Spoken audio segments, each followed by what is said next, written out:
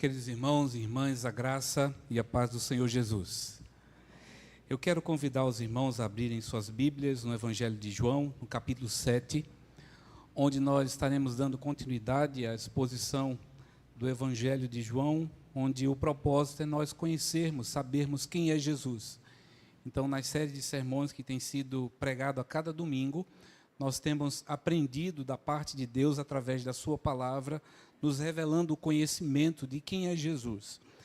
Hoje nós estaremos lendo do versículo 37 até o versículo 53. Evangelho de João, capítulo 7, do versículo 37 ao versículo 53, onde nós estaremos finalizando hoje o capítulo 7 desse evangelho. Todos acharam? À medida que nós lermos, por gentileza, mantenha a sua Bíblia aberta para que nós possamos acompanhar quando estivermos fazendo a exposição do texto. Diz assim a palavra do Senhor: No último dia, o grande dia da festa, levantou-se Jesus e exclamou: Se alguém tem sede, venha a mim e beba. Quem crer em mim, como diz a Escritura, do seu interior fluirão rios de água viva. Isto ele disse com respeito ao Espírito que haviam de receber os que nele crescem, pois o Espírito até aquele momento não fora dado, porque Jesus não havia sido ainda glorificado. Então, os que dentre o povo tinham ouvido estas palavras diziam: Este é verdadeiramente o profeta. Outros diziam: Ele é o Cristo. Outros, porém, perguntavam: Porventura o Cristo virá da Galileia? Não diz a Escritura que o Cristo vem da descendência de Davi e da aldeia de Belém, donde era Davi? Assim, houve uma dissensão entre o povo por causa dele, por causa de Jesus. Alguns dentre eles queriam prendê-lo, mas ninguém lhes pôs as mãos. Voltaram, pois, os guardas à presença dos principais sacerdotes e fariseus, e estes lhes perguntaram: Por que não o trouxeste? Responderam eles: Jamais alguém falou como este homem. Replicaram-lhes, pois, os fariseus: Será que também vós fostes enganados? Porventura creu nele alguém dentre as autoridades ou algum dos fariseus? Quanto a esta plebe, que nada sabe da lei, é maldita. Nicodemos, um deles, que antes fora ter com Jesus, perguntou-lhes: Acaso a nossa lei julga um homem sem primeiro ouvi-lo e saber o que ele fez? Responderam eles: Dar-se-á o caso de que também tu és da Galileia? Examina e verás que da Galileia não se levanta profeta. E cada um foi para a sua casa. Feche os seus olhos e vamos orar ao Senhor nesse momento. Senhor nosso Deus e Pai, nós oramos nesse instante, falando contigo, pedindo a direção do Teu Espírito Santo, ó Pai, para que a Tua palavra ela possa falar ao nosso coração nessa noite. Pedimos a esse mesmo Espírito que nos dê compreensão do texto, que o Teu Espírito Santo, ó Deus, fale de maneira particular a cada um aqui nessa noite, aquilo que nós precisamos ouvir para termos o nosso caráter moldado ao Teu. Ó Deus, no nome de Jesus, a Tua palavra é poder, a Tua palavra é o meio pelo qual Tu se deixaste conhecer.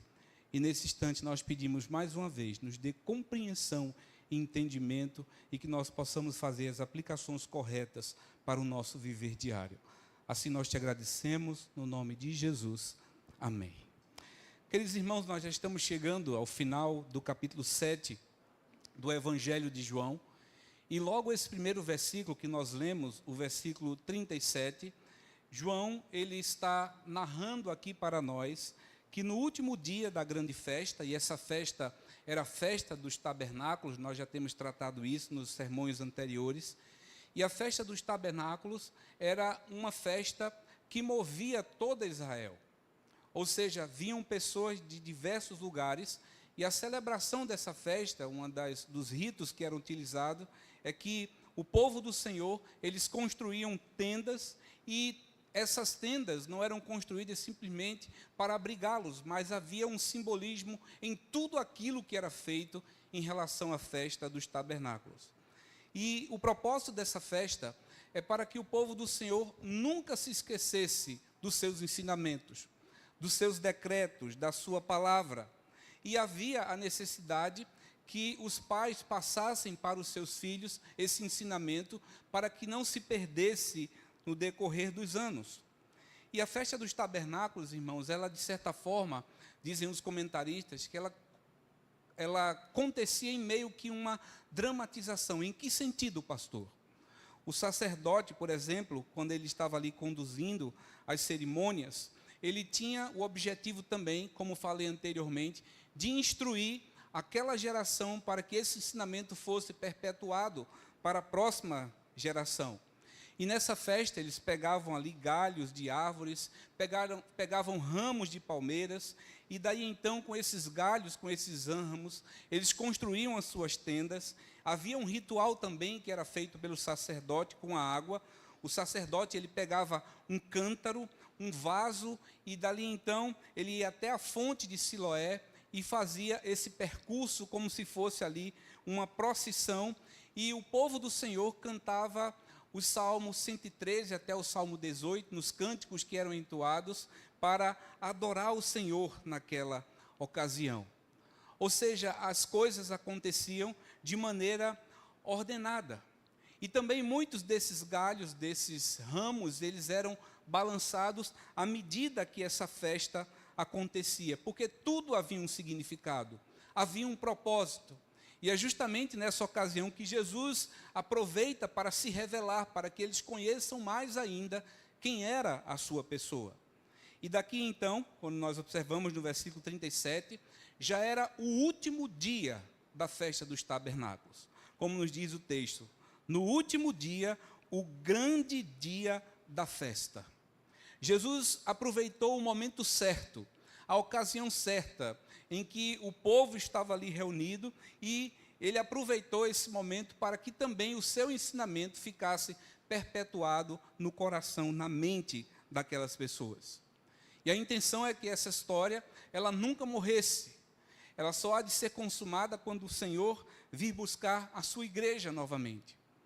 E eles, nesse momento de celebração, eles citavam ali, era o acontecimento narrado pelo profeta Isaías, no capítulo 12, a partir do verso 3 ao verso 6, narra o acontecimento que, no dia a dia, dos 7 dias, e principalmente no último dia, como era celebrado. Vós com alegria, diz o texto de Isaías, no capítulo 12, a partir do verso 3. Tirareis águas das fontes da salvação, direis naquele dia, dai graças ao Senhor, invocai o nome do Senhor, tornai manifesto o seu poder, os seus feitos, relembrem, povo do Senhor, o que Deus fez com vocês no passado e continua a fazer. Cantem louvores ao Senhor, celebrem a Deus, porque Deus tem feito coisas grandiosas no meio de vocês. E não somente isso, mas exultem com alegria diante do Senhor, porque grande é o Senhor, o Santo de Israel, que está no meio de ti. Então era o ensinamento do passado e que ele deveria se perpetuar todas as vezes nessas festas, que eram as festas do tabernáculo. E é justamente nesse último dia aqui que João, o evangelista João, ele chama o grande dia da festa, que Jesus se levanta e ele se apresenta como aquele a quem essa festa também, em todo o seu sentido, apontava para ele. E o que Jesus estava querendo dizer para essas pessoas é mais ou menos assim: olha, tudo isso que vocês têm feito, celebrado na festa dos tabernáculos, isso está apontando para mim, está falando acerca de mim. Essa água sou eu. Esse jarro, esse cântaro que vocês utilizam na celebração, carregado ali pelo sacerdote, representa também a mim. Eu sou essa fonte que do interior de vocês jorram rios de água viva. E Jesus está aproveitando isso para que o povo entendesse o motivo qual o Verbo se encarnou. O motivo pelo qual Deus estendeu a sua graça, a sua misericórdia. Perceba o versículo 38 que o texto nos diz. Jesus levanta a sua voz, a palavra, e diz assim: quem crê em mim, como diz a Escritura, do seu interior fluirão rios de água viva. Não era simplesmente essa água que simbolizava, que apontava para mim na celebração da festa dos tabernáculos, mas se vocês creem em mim, do interior de vocês vão fluir rios de água viva. Vocês terão a capacidade de me conhecer, de ser bênção na vida do seu próximo, e vocês farão a diferença certamente onde vocês estiverem, como povo do Senhor. Até porque o povo de Israel que estava espalhado, vinha para celebrar essas festas, voltavam para suas localidades, e era o propósito que eles também anunciassem aquela mensagem maravilhosa de salvação por intermédio de Jesus. Se os irmãos se lembrarem, quando nós expomos o capítulo 4 do Evangelho de João, naquele encontro que Jesus teve com a mulher samaritana, Jesus começa uma conversa com ela, Jesus aponta o seu pecado, o seu erro, a sua falta. Aquela mulher ouve a palavra do Senhor, e no decorrer daquele discurso, daquela conversa, é a mesma palavra que Jesus está dizendo aqui no Evangelho de João, no capítulo 7. Porque Jesus diz para aquela mulher samaritana, né, aquele, porém, que beber da água que eu lhe der, João 4, versículo 14, nunca mais terá sede. Pelo contrário, a água que eu lhe der será nele uma fonte para jorrar para a vida eterna. Os irmãos percebem todo o simbolismo. Tudo estava apontando, convergindo para que eles entendessem, compreendessem a mensagem que estava sendo ali anunciada pelo Senhor Jesus. Jesus estava dizendo: olha, venham a mim, bebam. Experimentem da graça salvífica que somente o Senhor Deus pode dar através de mim. Vocês precisam experimentar, vocês precisam ter essa experiência. E é interessante que todas as vezes que nós vemos encontros de pessoas com Jesus, de alguma forma elas podem sair felizes, porque conheceram Jesus, ouviram a sua mensagem, mas muitas vezes, em algumas ocasiões, nós vemos algumas pessoas saindo constrangidas por aquilo que o Senhor Jesus as desafiou a pensarem e refletirem. E a gente percebe que no decorrer desse discurso, há algum tipo de comportamento diferente. Jesus estava anunciando essa palavra e aqueles que estavam ouvindo precisavam, de alguma forma, dar uma resposta. E é sempre assim quando o Evangelho se apresenta. Nós podemos ficar constrangidos por não querermos ouvir, nós podemos ser constrangidos pelo amor de Deus que nos constrange, como a própria palavra do Senhor nos ensina, mas nós nunca somos desafiados a sermos indiferentes quando a mensagem do Evangelho ela é pregada a nós. E as pessoas que estavam ali ouvindo, elas precisavam dar uma resposta. Precisavam ali se posicionar diante daquela mensagem que o Senhor Jesus Cristo estava apontando em relação à sua pessoa.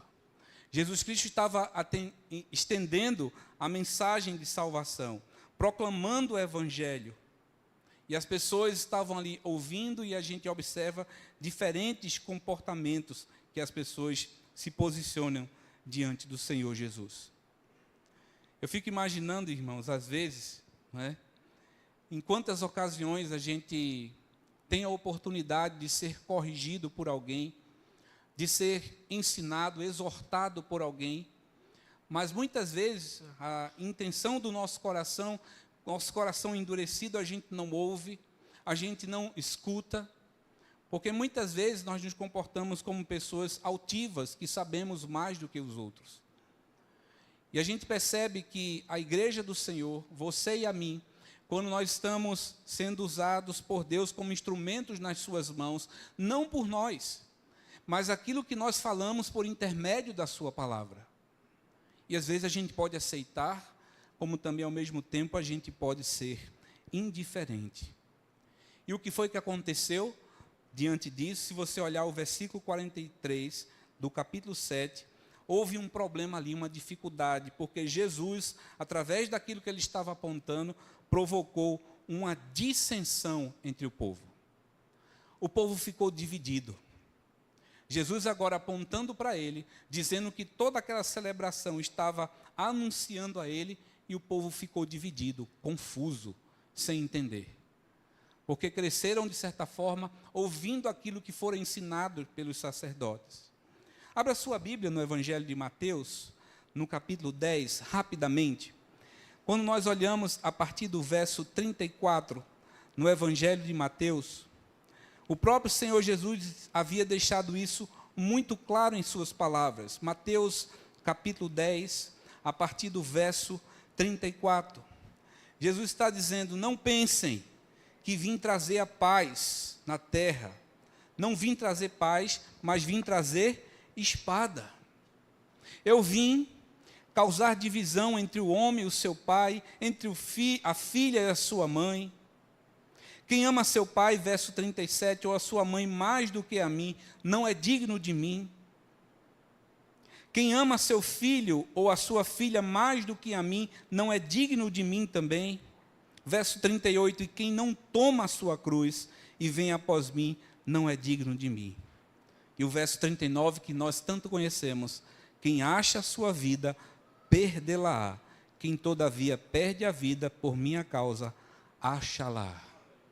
Acha-la. Perceba que Jesus estava deixando claro aqui, e é esse contexto que a gente observa também aqui no capítulo 7 do Evangelho de João, que houve confusão, houve dissensão.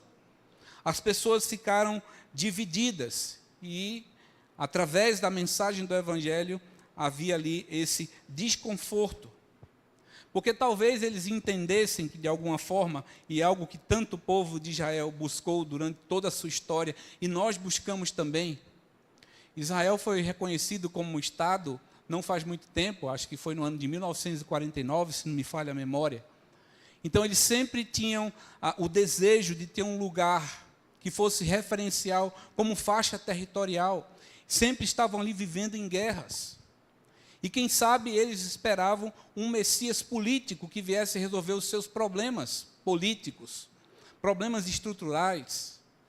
Mas a paz que o Senhor Jesus Cristo anunciou em todo o seu ministério é a paz com Deus. E muitas vezes seguir a Cristo, seguir a Deus, a gente pode perder a nossa paz nos nossos relacionamentos. Mas o que é mais importante de tudo é a gente não perder a nossa paz, a nossa tranquilidade diante do Senhor. Porque quando a gente olha para as Escrituras Sagradas, Jesus, em momento algum, ele prometeu paz entre os homens. Muito pelo contrário também, a palavra de Deus nos ensina, o quanto for possível nós fazermos, devemos viver em paz com os homens. Mas Jesus entendia bem o contexto que ele estava ali anunciando, pregando o Evangelho. E essa paz que eles tanto precisavam, era uma paz de um relacionamento próximo com o Senhor. E talvez eles não compreendessem isso muito bem. Deus separou para si um povo santo, o qual ele se entregou na cruz do Calvário, trouxe a redenção para nos salvar. E Pedro, quando escreve a sua epístola, no capítulo 2, a partir do versículo 9, ele revela a nossa identidade. Ele diz assim: vós, porém, sois raça eleita, sacerdócio real, povo de propriedade exclusiva de Deus, a fim de proclamares as suas virtudes, daquele que vos chamou das trevas para a sua maravilhosa graça. Vós sim, que antes não erais povo, mas agora sois povo de Deus, que não tinhas alcançado misericórdia, mas agora alcançaste misericórdia por intermédio daquilo que Jesus Cristo fez por nós na cruz do Calvário. Vocês são povo do Senhor, em outras palavras, mas vocês precisam viver como povo do Senhor. Estava agora essa situação de divisão, instalada no meio do povo que estava ali ouvindo ao Senhor Jesus. Agora, o que eu quero prestar atenção com você no texto é como foi que esses grupos se dividiram. E ao mesmo tempo a gente é confrontado a ouvir a palavra do Senhor. Qual é a nossa posição? Como é que nós nos posicionamos diante da mensagem, da proclamação da palavra do Senhor. Veja o versículo 40, a percepção que alguns tiveram. O verso 40 nos diz: então, os que dentre o povo tinham ouvido essas palavras, diziam: este é verdadeiramente o profeta. O profeta que havia sido anunciado no passado. O profeta que havia sido anunciado no Antigo Testamento. O profeta a quem Isaías mencionou na descrição dos seus relatos em relação à pessoa de Jesus. E perceba que esses ouviram a pregação, aquilo que Jesus estava instruindo quanto à sua pessoa, e eles ouviram, eles escutaram. Eles deixaram que essa palavra descesse ao coração, e eles reconheceram: este aí, que está anunciando no último dia da festa dos tabernáculos, ele verdadeiramente é um profeta da parte de Deus. Ele não é mais um, quem sabe, tantos que se levantam, trazendo para si esse contexto e até mesmo a realidade de ser reconhecido como um profeta, porque muitos se levantaram que não eram da parte de Deus. E perceba que eles ouviram, eles entenderam e creram verdadeiramente que ele era um profeta da parte do Senhor.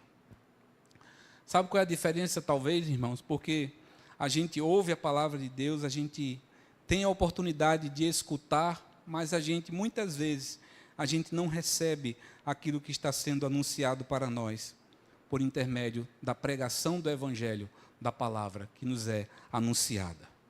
Então, esse primeiro grupo aqui que nós percebemos no texto, talvez fossem os judeus, alguns comentaristas falam nesse sentido, que estavam acostumados a ouvir acerca de Jesus, ouvir a lei, eles conheciam a lei, aquilo que Deus havia determinado, mas agora eles ouviram do próprio Jesus Cristo quem ele era, compreenderam, e eles tiveram esse entendimento transformado. Não é assim quando a palavra do Senhor alcança o coração do pecador?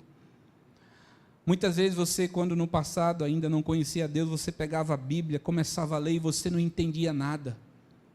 Mas a partir do momento que você foi alcançado por essa graça, o Espírito Santo de Deus que habita em você começa a lhe dar compreensão, entendimento, porque Deus fala conosco por intermédio da sua palavra.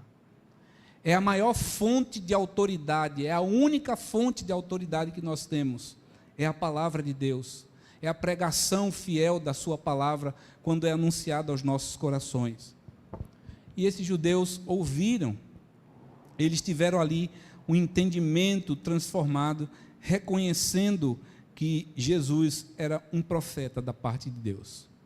Esses foram receptivos à mensagem do Evangelho. Agora perceba o versículo 41, que já tem um outro grupo que teve uma compreensão diferente. Diz a palavra do Senhor no verso 41. Outros diziam: ele é o Cristo. Outros, porém, perguntavam: porventura o Cristo virá da Galileia? Não diz a Escritura que Cristo vem da descendência de Davi e da aldeia de Belém, de onde era Davi? É verdade. A profecia lá em Miqueias, no capítulo 5, no versículo 2, fala que Jesus ele viria de Belém. Mas esses religiosos, talvez aqui, dentro desse contexto, estavam com um coração tão endurecido, que eles se esqueceram que Jesus havia nascido em Belém, mas depois, no seu ministério, Jesus viveu muito tempo na Galileia. E entendam aqui que a pergunta que é feita no final do verso 41, porventura ele virá da Galileia, em outras palavras, tem alguma coisa boa que venha da Galileia? Eles rejeitaram o Senhor Jesus. E é como se ele dissesse assim: olha, não tem nenhuma possibilidade, porque a profecia lá de Miqueias, no capítulo 5, versículo 2, diz que Jesus ele vem de Belém, mas ele nasceu em Belém. Mas agora ele estava indo para essa festa ali da parte da Galileia. Ou seja, são aqueles que muitas vezes resistem à palavra, muitas vezes aqueles que criam alguns argumentos, mas sem nenhuma constância. E, infelizmente, irmãos, hoje em dia, a gente tem muitas pessoas que utilizam a própria palavra de Deus para a sua condenação, com interpretação equivocada, ou seja, examina o texto à luz dos seus próprios olhos e, de fato e de verdade, não analisa aquilo que a palavra do Senhor está querendo dizer. A partir do momento que eles levantam essa tese, né, eles estavam debochando do Senhor Jesus, porque da Galiléia não podia vir nada que fosse bom, porque os galileus, de certa forma, viviam num contexto de serem menos favorecidos financeiramente, eram pobres, eles eram um povo, muitas vezes, que era reconhecido como sem nenhum valor, sem nenhuma importância, talvez pelo seu pouco conhecimento intelectual, era um povo que era visto como desprezo, e esses pensamentos ali estavam sendo cultivados ao longo dos anos, moldado pela cultura de superioridade, de desprezar tudo aquilo que não fosse condizente aos seus próprios olhos. Então nós temos um grupo que ouve, um grupo que reconhece que Jesus era o profeta, mas ao mesmo tempo também nós temos aqui um grupo que rejeita, que não conhece que Jesus Cristo era o Cristo, o Filho de Deus que fora revelado. E eles partem desse tipo de argumentação. Perceba o verso 42. Não diz a Escritura que o Cristo vem da descendência de Davi e da aldeia de Belém, de onde era Davi? Esperavam alguém que fosse um rei. E Jesus, muito pelo contrário, ele nasce ali numa manjedoura, nasce de maneira simples, de uma forma simples, mas de fato e de verdade era o Messias, o Salvador, que nos traz a vida e vida em abundância e a possibilidade de vivermos com o Senhor para sempre. E quantas vezes você, na pregação do Evangelho, também é rejeitado? Eu estava vendo um vídeo esses dias que aparece aleatoriamente nas redes sociais. E era uma pessoa no meio da rua entrevistando algumas pessoas. E o cunho desses vídeos era no sentido se as pessoas criam em Jesus, se as pessoas criam na Bíblia ou não. E é impressionante, irmãos. Eu vi até um vídeo também neste mesmo sentido, em Portugal, estava sendo gravado, e eu estava conversando com um irmão que foi da nossa igreja, que está morando lá, e mandei para eles assim: pastor, essa é a realidade aqui, muitas pessoas não creem em Jesus, estão com o coração endurecido, mas essa realidade não é somente uma realidade da Europa, é uma realidade hoje dos nossos dias, de pessoas que não acreditam em Jesus, que não acreditam na sua palavra, na revelação bíblica, e são ali resistentes a ouvir a palavra de Deus. E quem sabe muitas vezes você pregando, você é olhado de alto a baixo, com desprezo, com desdém, porque você está falando a verdade e você está anunciando muitas vezes algo que a pessoa não quer ouvir. Como os irmãos sabem, no final de semana passado nós estivemos com a equipe missionária de 17 pessoas aqui da nossa igreja, irmãos da igreja de Fragoso também. Nós viajamos a Petrolândia, na aldeia Pancararu, e uma das coisas que nos fascina, irmãos, é a abertura que essas pessoas têm para ouvir o Evangelho. Na sua simplicidade, eles abrem as portas da sua casa, onde o essencial falta para essas pessoas. Água, eles não têm água encanada. A água é levada para as cisternas uma vez por mês. O sol quente. Casas humildes, simples, que você entra assim e olha que não vê nada, não tem nem muitas vezes um sofá para se sentar. Falta-lhes o essencial, mas disposto. Quando a gente chega assim, sente, entre, a gente quer ouvir, vamos conversar. Eu fiquei incumbido de fazer as visitas a 30 casas e também levar ali algumas cestas básicas que nós levamos. Já era amanhã do sábado, eu só tinha conseguido ir em 6 casas. Sabe por quê? Porque as pessoas dizem: entrem, senta aqui, vamos conversar, vamos ouvir. E a oportunidade que Deus concede para a gente pregar a palavra, anunciar a palavra. E quando depois que nós almoçamos, a gente vai ter que fazer uma frente de trabalho aqui, porque ainda faltam 24 casas para serem visitadas, embora que as outras equipes estavam visitando outras casas também.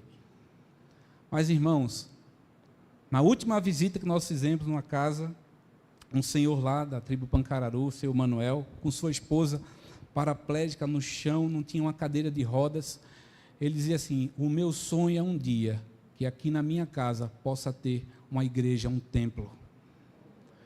Eu quero fazer discipulado.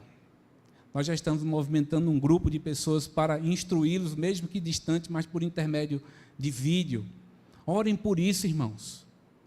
São pessoas que ouvem e são receptivas à palavra do Senhor, mas muitas vezes nós encontramos pessoas cheias de si, porque não precisam de Deus, assim como fora esse segundo grupo. Então, o primeiro grupo, ele ouviu, ele aceitou, ele mudou o seu pensamento, mas esse segundo grupo aqui, eles rejeitaram, argumentando ali nas suas verdades. Mas perceba que há um terceiro grupo também, o versículo 45, nos diz assim a palavra do Senhor: voltaram, pois, os guardas à presença dos principais sacerdotes e fariseus, e estes lhe perguntaram: por que não o trouxeste? Perceba que esses guardas, eles haviam recebido uma ordem das autoridades, dos religiosos. O verso 44 complementa essa ideia para a gente. Alguns dentre eles queriam prendê-los, esses fariseus. Ou seja, essa é a ocasião certa para a gente prender Jesus. Mas diz o final do verso 44, que ninguém pôs a mão em Jesus. Esses guardas foram lá ao encontro de Jesus para prendê-lo certamente. E esses guardas funcionavam como se fosse ali a autoridade policial dentro desse contexto religioso. Mas diz a palavra do Senhor que Jesus ali nem sequer foi posto a mão sobre a sua pessoa. E esses guardas, eles responderam, diz o verso 46, jamais alguém falou como esse homem. Foram naquela intenção de prender Jesus, a mesma postura que Pôncio Pilato teve, quando Jesus estava sendo ali julgado. Eu lavo as minhas mãos, esse homem é um inocente. Mas o povo escolheu crucificá-lo. E os guardas foram lá onde estava Jesus, mas não tiveram coragem de prendê-lo, porque Jesus, ele falava de uma maneira diferente. Ele tinha autoridade naquilo que pregava, naquilo que ensinava, porque é justamente a palavra que tem o poder, né, de transformar, muitas vezes, uma concepção equivocada que nós temos acerca do próprio Deus e acerca da pessoa do nosso Senhor Jesus Cristo. Voltaram, pois, os guardas à presença dos principais sacerdotes e fariseus, e estes lhe perguntaram: por que vocês não o trouxeram preso? Por que vocês não prenderam ele? E a resposta é porque ninguém jamais falava com a autoridade que Jesus falava. É aquela coisa, ficaram constrangidos daquilo que Jesus ensinava, do amor que se revelou também certamente a esses homens. O texto não nos diz o que Jesus conversou com eles, mas eles ficaram ali com medo de tocar as mãos em Jesus, porque perceberam em Jesus também uma autoridade que era a autoridade do próprio Deus. Isso certamente provocou mais ainda a raiva nos fariseus, e a gente percebe a reação deles a partir do versículo 47. Replicaram-lhes, pois, os fariseus: será que também vocês foram enganados, vocês foram seduzidos pelo discurso dele? Porventura, creu nele algum dentre as autoridades ou algum dos fariseus? Quanto a esta plebe, que nada sabe da lei, ela é maldita. Como quem diz assim: vocês foram lá, cumpriram a ordem nossa, mas será que vocês foram seduzidos pelo discurso de Jesus? Será que uma outra autoridade, algum fariseu, ele também foi seduzido e ele mudou o seu pensamento? Certamente o foi. porque somente a palavra de Deus que tem poder de destruir grilhões, derrubar portas que se levantam contra a igreja do Senhor. E nós louvamos a Deus porque, apesar desses fariseus argumentarem, evocarem a lei que o próprio Deus havia estabelecido, que eles haviam ensinado em todas as festas dos tabernáculos, todas as festas que o povo de Israel se encontrava para celebrar esse momento, tudo aquilo que eles haviam sido ensinados ao longo da sua vida e da sua história, agora Jesus está chamando a atenção para ele. No grande dia, o último dia da festa dos tabernáculos, Jesus se levanta e diz: quem crer em mim, como diz a Escritura, do seu interior fluirão rios de água viva. É isso que acontece quando o pecador, ele se depara com a mensagem do Evangelho, com a graça de Deus que é manifesta, ou seja, uns ouvem, uns aceitam, uns compreendem a mensagem do poder de Deus que é nos ensinado por intermédio delas, outros rejeitam, outros têm um coração endurecido, outros se entregam, outros se quebrantam, mas independentemente disso, porque Deus ele não precisa de nós, Deus continuará sendo o mesmo ontem, hoje e eternamente. E o que Deus utiliza agora para anunciar, para pregar essa palavra, é a sua vida e a minha vida. Onde você está no seu trabalho, no seu contexto da sua faculdade, do colégio, jovens, adolescentes, quantas oportunidades o Senhor concede a você para anunciar, para pregar, embora que você possa encontrar pessoas que sejam indiferentes, mas anuncie, fale, peça graça a Deus, peça misericórdia, porque haverá aqueles que responderão positivamente, não por si próprio, mas pela própria ação do Espírito Santo de Deus, convencendo do pecado e do juízo. Ou seja, Deus escolheu a nós, Deus separou para si um povo, elegeu um povo para si, mas o meio pelo qual Deus estabeleceu para que nós crescemos foi por intermédio da pregação da palavra. Jesus se levanta com autoridade, revela quem ele era, anuncia, prega a palavra, e muitos ali tiveram posturas diferentes, aceitando, outros rejeitando, outros argumentando contra a verdade, mas louvado seja o Senhor, porque Deus continua a fazer a sua obra por intermédio de nós, através de nós e por intermédio da sua igreja. Onde quer que você esteja, meu irmão, pregue, anuncie, apresente a graça maravilhosa do Senhor Jesus, aponte para Jesus, deixe que a sua vida muitas vezes fale muito mais que as suas palavras. Talvez haja esse conceito equivocado de dizer assim que a gente não precisa falar, mas o meu testemunho de vida ele fala por si só. É verdade, mas você precisa falar, você precisa anunciar, você precisa pregar a palavra de Deus, embora que haja muitos que vão rejeitar, mas haverá aqueles que serão alcançados pela graça, pelo poder transformador do Evangelho. Como é que você vai responder à mensagem do Evangelho? Aceitará? Será receptivo? Será indiferente? Irá levantar os seus próprios argumentos e dizer assim: não, eu não quero ser crente, eu não quero aceitar Jesus, porque não chegou o tempo ainda, eu preciso aproveitar a minha vida.